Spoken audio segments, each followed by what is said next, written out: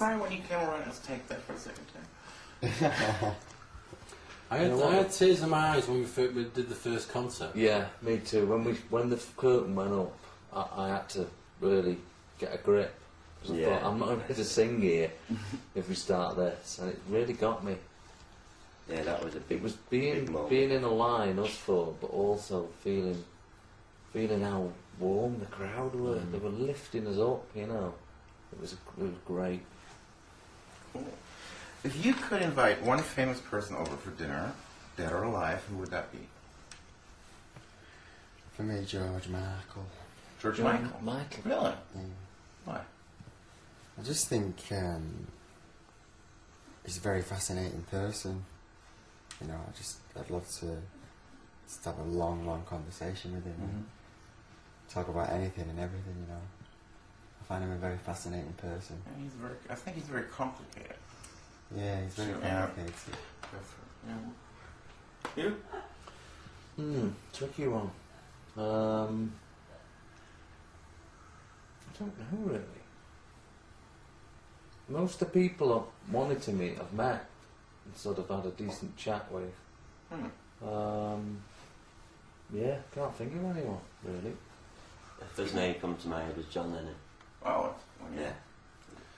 I think for me, the David Attenborough, who's the director. Yeah, wildlife. He's been doing wildlife on TV for years and years. Or Bob Geldof. You met Bob Geldof. Yeah, but I mean, to when you meet somebody famous like that, I'm a bit starstruck. But if you were to put yourself in a situation where you had the opportunity to go out for a meal with them, go back to their house, or they come back to your house, you sit down and drink coffee, you relax, you talk. You know, I find Bob Geldof really, I think he's done a lot for the world, and I think is really interesting. You know, I remember seeing this program on TV about he was fighting for the rights of the father to be able to see their child, you know, more than what they were allowed to, like the British law, because it's so dated. And I just found him really interested and so passionate about what he was talking about. Really passionate, and he didn't care.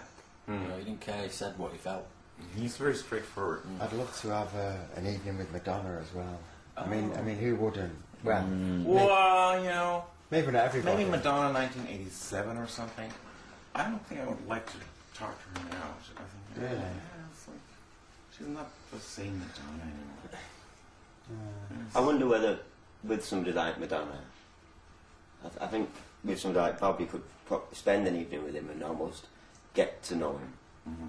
I wonder whether with Madonna it'd be more of a long process. I don't know whether if you were one night sat with Madonna, whether you'd get into Madonna. Should let a guard down. Yeah, that's what I mean. Yeah, I don't know. I think the opposite. Yeah, that's a challenge, isn't it, to get the guard down?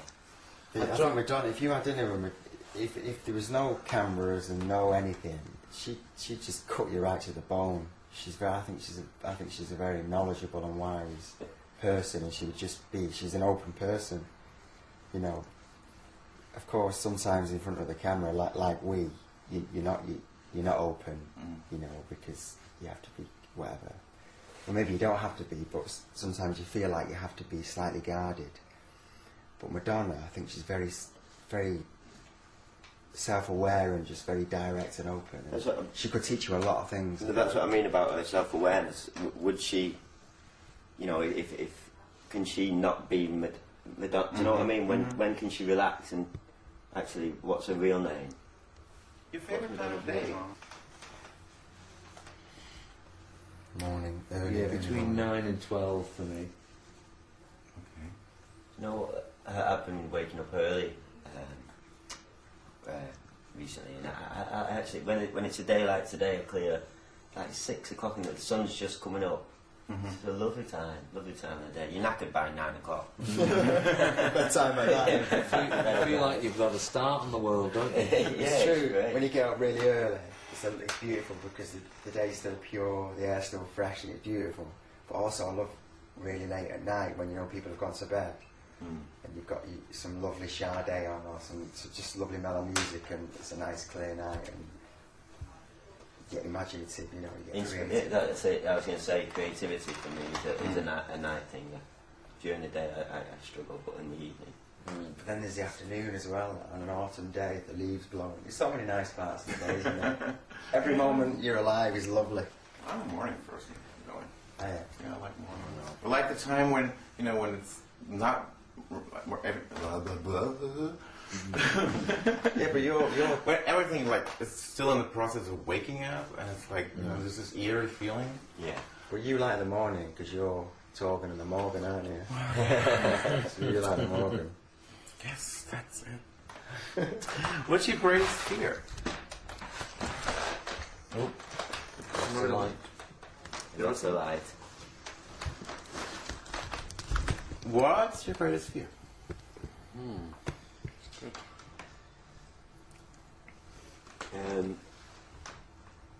Illness, like a long, slow. Oh God, illness. don't go there. No, I think it would. I know. Absolutely. Yeah. You know, I hope when I die, I hope it's a fast, or you know, I'd hate to just waste away. You know, it must be the most painful thing. I don't know, but maybe. Well, yeah, I think that's what I'd Keep going back to kids, but I hope I die before my kids. Oh God, yeah. Yeah, that's got to be my greatest fear. It's got to be every parent's dread, that. I think when it comes to fear, maybe like most emotions or feelings or whatever, I think you have conscious fears and unconscious fears. I think, I don't know, I'm not saying this is a proof thing, or as, you know, it's the truth, but I guess you have, like, my conscious fears are getting a woman pregnant that I don't even know very well, or I don't particularly love. That was like a conscious fear.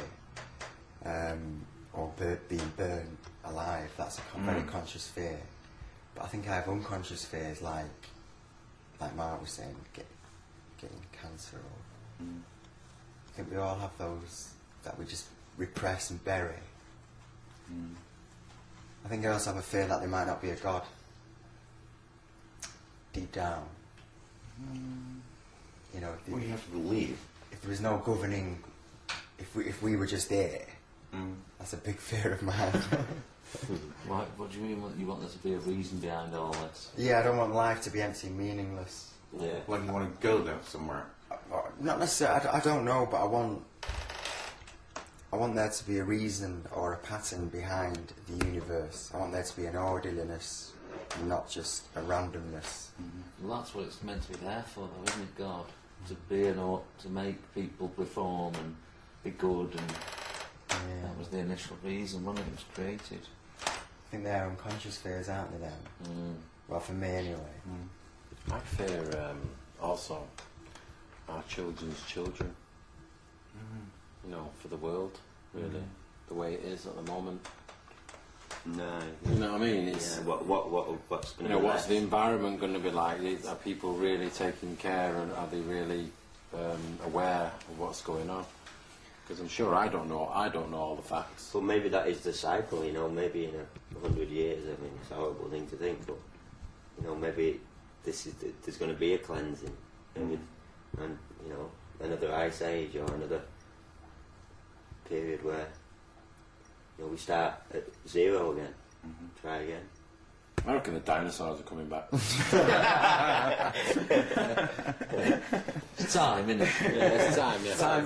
We need some pterodactyls. It's time for Terry, innit? It's time for reunion. It's time for Tyrannosaurus. Time for a dinosaur reunion. We are the dinosaur reunion. Oh. Anyway, moving on. Good name for a song, isn't it? Time for Tyranno and Pterodactyl. Well, maybe on the next album. Try and put that in a chorus if you can. Yeah, that's right. Time for Tyranno and Pterodactyl. Um,